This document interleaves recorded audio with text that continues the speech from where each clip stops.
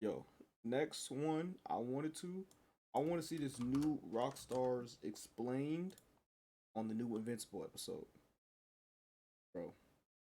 Now this Invincible episode, this was crazy. Let me go full screen. This was crazy, cause shit. When it happens, I'm gonna let it Welcome talk. back to I'm gonna New let it talk. I'm Rockstars. gonna let it I'm talk. Jessica Clemens, and this is a Hi, Jessica. breakdown of Invincible Season 2, Episode 7, titled Hi. I'm Not Going Anywhere. And with this being the penultimate episode for Season 2, we're not going anywhere either, because we've got to show you Wait, penultimate. What does that mean? So does that mean the season 8 gonna be the last one?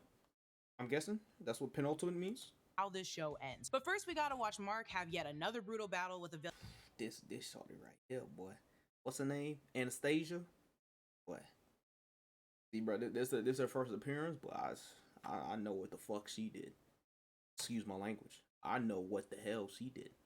Ultramite, as this episode digs into the ethics of being a hero and how that affects the choices you make with the abilities you I get know given. what There's she going to be a is. lot of ethical questions this episode. So let's dive into it for all the Easter eggs, animation details, and deeper layers of meaning that you might have missed. And just to note, we're going to try to avoid any comic book spoilers for the rest of the season in case you haven't read the Invincible comics or Hey, bro, Black Suit Mark.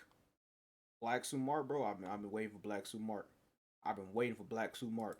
material that this show is based on, I've so been you waiting don't on have to Black worry Suit Mark. about the spoilers for how this season could end. Be sure to check out our nerdriot.shop for the latest and greatest in New Rockstars merch. You can grab the piece of merch inspired by X-Men 97 series. Okay.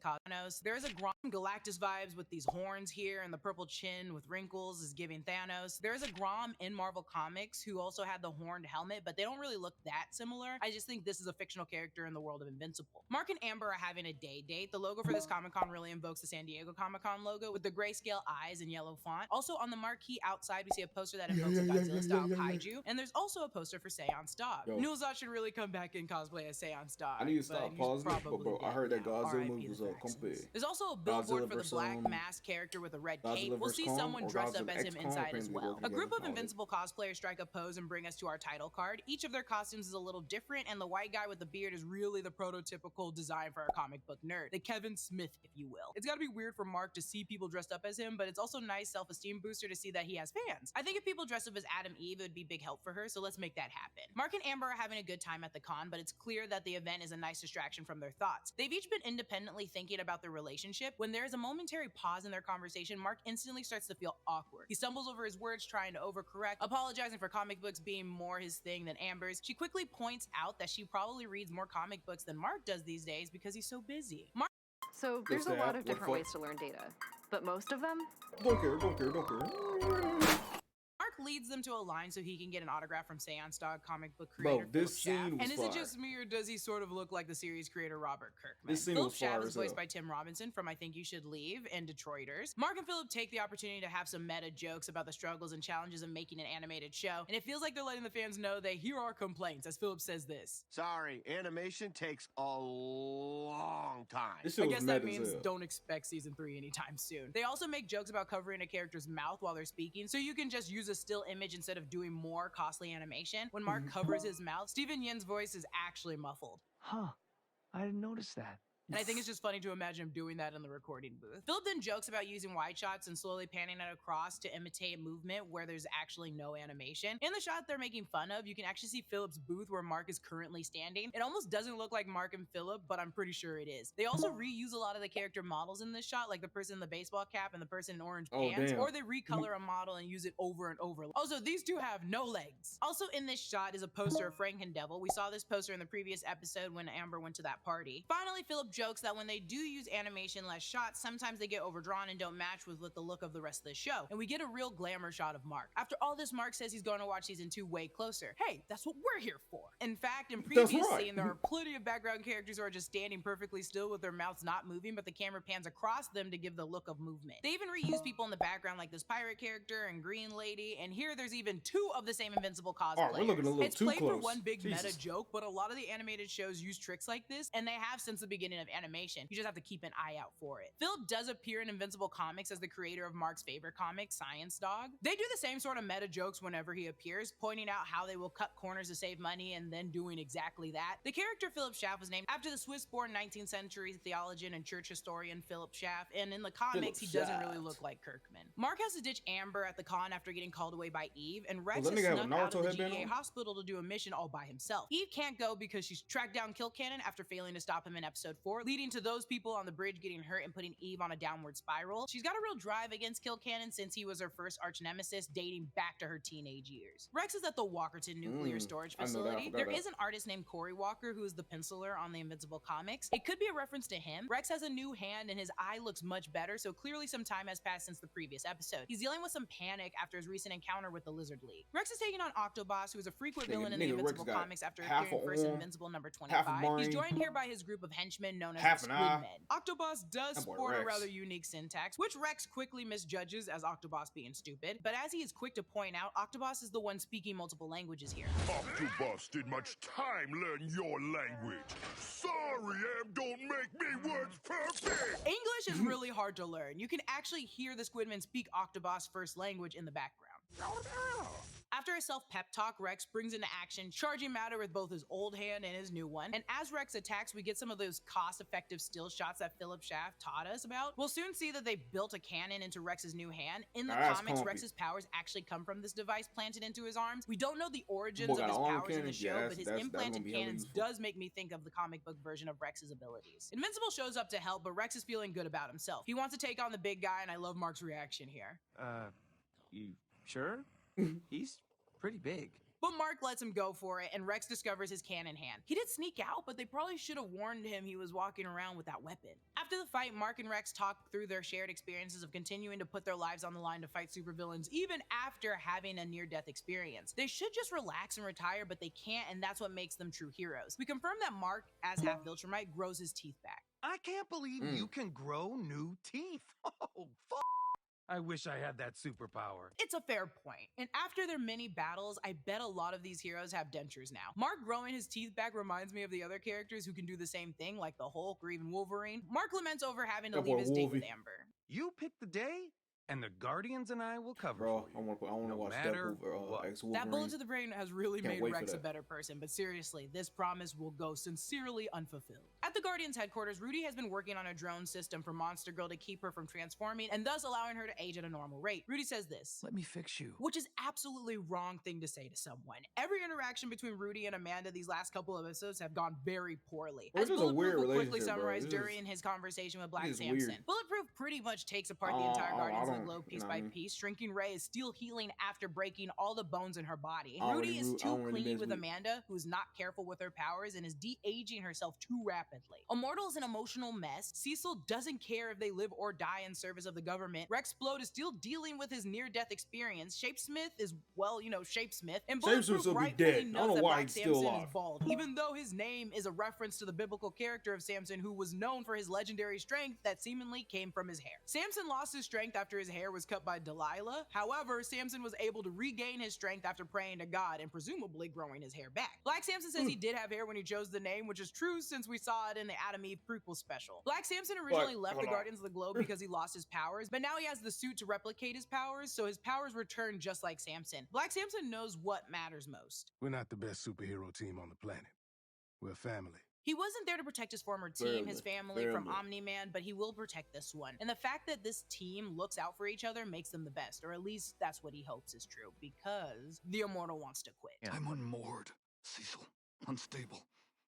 Dangerous, even. He calls out his bad decision as a leader because he didn't trust Invincible, and his stubbornness and ego almost started an interplanetary war with Alan the alien. Cecil grants him a leave of absence instead of letting him quit, and Immortal says he's going home, whatever that means. Cecil promotes Rudy back to team lead in the Immortal's absence, and Cecil, this seems like a terrible idea. Rick has a nightmare that he's back at D.A. Sinclair's operating table. We hear the voice of D.A. Sinclair, but the character is voiced this time by Eric Bauza, who is well known for voicing many current versions of the Looney Tunes. Returns, as well as some Yeah, voices on the didn't- X-Men didn't 97. Ezra Miller voiced this character in Yeah. season 1. Is all this actually a memory, or That is boy it just lost a his role. nightmare? As It's Rick tough. will later describe, he was torn apart by D.A. Sinclair and put back together by the GDA. But which parts are now really him? He doesn't know, and it's a real ship of Theseus problem. Whatever the truth is, it's completely Where my dick at? traumatizing for Rick, but he's Where my not dick at? able to move on with it. He needs someone to talk to empathize with him, and he'll later find that in Donald Ferguson. There's this poster in Rick's room that looks like a werewolf. This could be a good metaphor for what happened to Rick. He was transformed into a beast and had no control over his actions, hurting innocent people, and perhaps he's worried that he will once again transform and lose control. Donald tries to quit, and after the immortal, Cecil can't believe it. Jesus, is there something in the water today? Which is funny because Cecil knows the government puts chemicals in the drinking water. The water America drinks so conveniently from their taps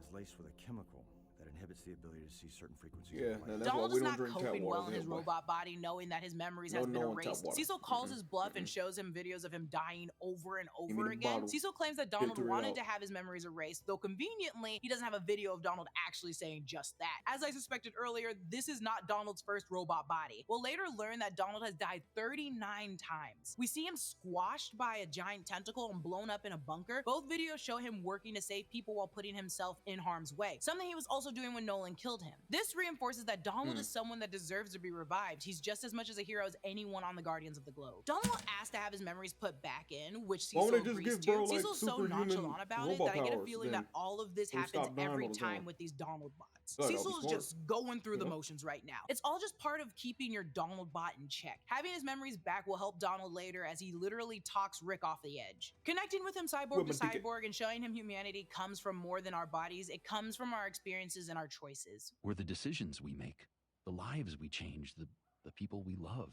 Welcome back to New Rockstars. I'm Jessica Clemens. This is a breakdown of the trailer for Spider Chum.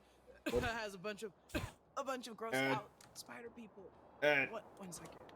Marsh belief your gunshot enters his stomach with support. A poster on the wall reads, "This is where it starts." And I just get this sinking feeling in my stomach. With only one episode left this season, we know that something big is probably going to happen, and this is just the point of the story where the pieces of that final that last endgame will episode better start be like coming into 2 place. hours. We're surprised to see the dean is actually Principal something. B.N. Winslow from Mark's former high school, Reginald Vell Johnson High School. The character is again voiced by Reginald Vell Johnson, and B.N. Winslow also moves from Mark's high school to his college in the comic books. Dean Winslow says this. But I know about your father, and I can only imagine how difficult it's been since he's passed. For a moment, it makes you wonder if B.N. Winslow actually knows about Nolan and that he's watching over Mark as part of Cecil's team at the GDA. Whether he knows the reality of what he's saying or not, he's asking Mark to make a choice between staying in school and being with Amber or fully committing to his role as Invincible. Remember, the poster outside the office. This is where it starts. Mark says he wants to stay in school, but Dean Winslow is skeptical. He gives Mark a month to prove him wrong. Debbie gets dropped off at home again by her coworker Paul, and just like I mentioned back in episode 5, he's been waiting to make his move. He asks Debbie out to dinner, and while she is initially surprised,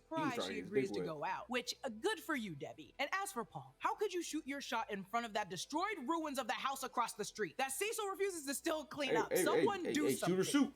How's the scented That boy angel took a sound shot. coming? Angel, we've got it. The boy smelling took a room is shot. at the scent inside the... April Shoot. Houseman, a confirmed agent of Cecil, is still watching over Oliver, who is now talking even more. April even comments to his accelerated development, even though no powers or abilities have manifested yet. If I had to put money on it, I'd say they'll come earlier than they did with Mark. Remember that Mark's powers didn't manifest until he was 17. Speaking of Mark, he comes down the stairs much to April's surprise. Since April has been there all day, this means he recently arrived by flying from college to his bedroom window on the second floor, and April is just not even fazed by it. Mark finally confides in Debbie about his struggles with Amber, and he's been looking for advice from a father figure lately. Art the Tailor and even Dean Winslow. But he's finally getting some advice from someone with actual empathy for Mama Amber's Dukes. situation. It's also Good another Mama opportunity to look Dukes. at the ethical implications and complications of the situation. I thought telling Amber the truth would fix everything. I'm still a terrible boyfriend. She just knows why now. It's always better to know the truth. Debbie reminisces about her courtship with Nolan and the highs and lows of trying to raise a child with a person who isn't there all the time. Mark bluntly asked Debbie if she would have been better off never meeting Nolan. What if you didn't have us? He's considering the ramifications of staying with Amber and creating a future for her that is full of loneliness due to his role as a superhero. And is that fair to even do to Amber? He sees all the pain it has caused his own mother. But Mark is ready to give love a chance as he and Amber prepare for a true date night with Mark disconnected from the Guardians and Cecil. Amber says it pretty plainly. I have serious ethical concerns with this. And she has a point. Is it okay to ask a superhero to give up their role for protecting and saving people just so you can have a relationship? Shouldn't a superhero be allowed to have an opportunity for love and happiness like everyone else, or are they obligated to constantly be on call to save the world even though they didn't choose to be born with the powers and abilities? And that choice is you. Well, that's definitely not ethical. But maybe I'm cool with that.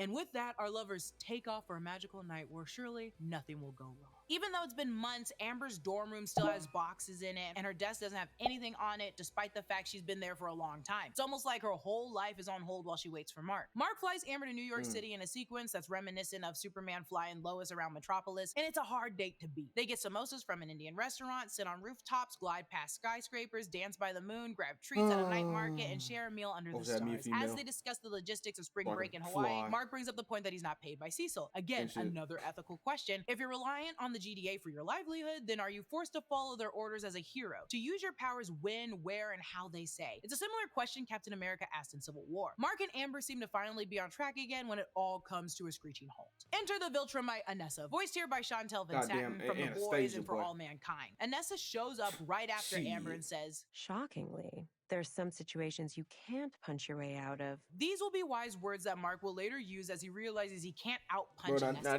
this demands that Mark come with her as she threatens Amber's life by placing her hand on the back of her neck. The fear and terror in Amber's eyes is intense, and Mark agrees to meet Anissa in the sky. After a tearful goodbye, Mark meets Anissa ready to fight, but she only wants to talk. Like a goddamn Anissa lays out the Viltrumite sales pitch. The powerful of this world destroy their own home. Large areas of this planet will soon be uninhabitable due to human greed. Anissa notes that Mark isn't fighting these powerful people doing actual harm, but instead resisting help from the Viltrumites. Mark's response to the ethical quandary is, it's complicated. And he's right, the Viltrumites kill through their actions, but Anissa argues that Mark is killing through his inactions. Oof, and that's a lot to put on his shoulders. Donald notes that their scans of Anissa indicate that she's much stronger than Invincible, giving him less than 18% chance of surviving. Bro, and how about they did that skin just off like body look, whatever they said. They said something about, they just looked at her body and was like, yeah, she like that. She gonna beat this nigga ass. With her. That's the same chance of survival Anissa gave humanity, which Cecil notes is poetic. Cecil checks in with the DA Sinclair to see if his reanimen are ready for the field. But Sinclair, like anybody called on by their boss unexpectedly, panics. And I love that they've hired this guy and he's still just a maniac with a gruesome and bloody workstation. Where are our tax dollars going? Luckily, they're saved by the kaiju. There's one attacking a cruise ship and is a different one from Hail Mary kaiju we saw in season 1. Its tentacles wrap around the ship, and wait a minute, we've gotten a lot of tentacles this episode, from the kaiju to Octoboss and the Squid Men to the tentacles that killed Donald. Why so many tentacles? Ew. Cecil sees this threat as an ethical test for Anissa. If she really wants to help Earth, she'll let Invincible do his thing. She agrees as she can use this opportunity to see how strong the son of Nolan truly is. Mark does his best, but Anissa shows off and just one-shots the behemoth. Just incredible. Anissa and Mark park the damaged cruise ship. She didn't show the part where she like literally flew through the nigga and like quick stopped the blood. Like she was through the hole of the dude covered in blood. Then she did like a fast ass quick stop, which flew all the blood off. It was on an island, and she tries once more to close the deal with Mark. Be the Viltrumite you're supposed to be. Be your father's son. Ma'am, those are the wrong words to use with Mark. That's the last thing he wants to be. He acknowledges humanity's faults, but also recognizes that we need to learn and grow on our own and not be forced into submission. Anissa is done talking and puts a beat down on Mark. He tries to fight back, but is clearly no match for her. Her demands are that Mark complete his Viltrumite mission and prepare Earth for invasion, leaving him with one last ethical crossroads for this episode. Does he do as Cecil says and merely agree to take over the planet in order to buy some time to come up with a major plan, or continue to resist the Viltrumites and stand up and fight back? Mark chooses to fight. Even though it would be simple to lie and say you'll do what Anissa says, that's Mark all I doesn't need. He tried to lie, but his name Mark said, fuck that. He hates all the destruction and lies have caused, even lies with good intentions. Mark doesn't want to lie. I ain't lying. I'm a truthful nigga. And he's not even going to lie to the Viltrumites. He resents the fake person his father was. He wants to be a better example, a true hero. He calls Anissa's bluff, realizing that if she were going to kill him, she would have done it already. She needs something more from him. And she lets Mark live, but gives him a warning. Soon, another will come. And if he finds you still resistant to your destiny, this whole planet will pay the price. God damn, finds bro. you Like, still why they make Anastasia so goddamn bad, bro? She got the Kim Possible lips, bro.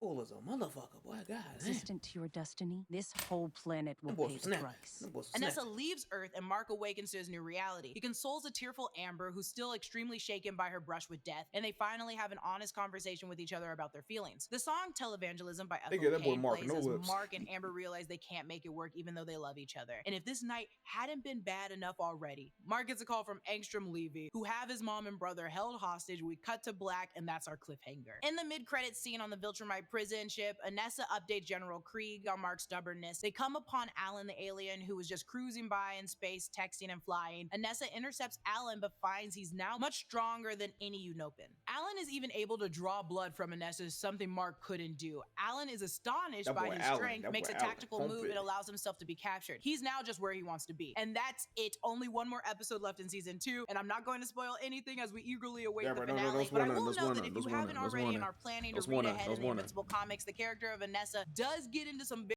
Nigga, I know. That boy, I've seen the clips, nigga.